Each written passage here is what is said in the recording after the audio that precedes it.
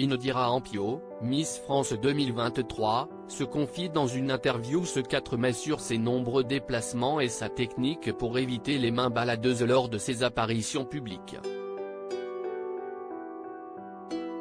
Elle est née à l'aube du nouveau millénaire, la première Miss France issue de la génération Z. Indira Ampio a vu le jour en 2004 sur l'île de la Guadeloupe, baignée par les eaux cristallines des Caraïbes. À peine âgée de 18 ans, cette jeune femme à la beauté ravageuse, souvent comparée à la chanteuse Rihanna pour ses yeux d'un bleu lagon perçant, a été élue Miss France 2023 à Châteauroux en décembre 2022. Mais cette couronne ne vient pas sans son lot de sacrifices, la reine de beauté a dû abandonner les palmiers et la chaleur antillaise pour affronter le brouillard et la fraîcheur parisienne. Ce jeudi 4 mai, Indira Ampio se confie à nos confrères du Parisien et revient sur ses premiers mois de règne. Il n'y a pas que des petites filles en robe de princesse qui viennent me voir. Miss France 2023 a d'abord évoqué ses premiers déplacements à travers toute la France avec son écharpe fraîchement obtenue.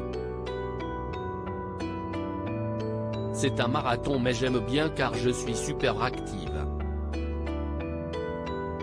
Il n'y a pas de journée type, c'est toujours différent, entre les élections régionales des filles, les séances de dédicaces, des rencontres dans des centres commerciaux. Je visite pas mal de régions, je regarde à travers la vitre de la voiture qui m'y emmène et on m'offre plein de spécialités culinaires. J'ai été étonné de voir qu'il n'y a pas que des petites filles en robe de princesse qui viennent me voir, mais toutes les générations, explique-t-elle. Indira Ampio garde aussi un souvenir mémorable de son retour en Guadeloupe, chez elle, après son élection.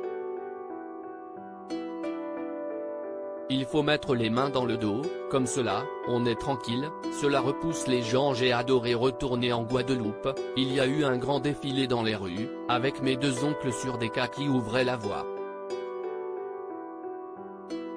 Dans les Antilles, il y a beaucoup de ferveur pour le concours.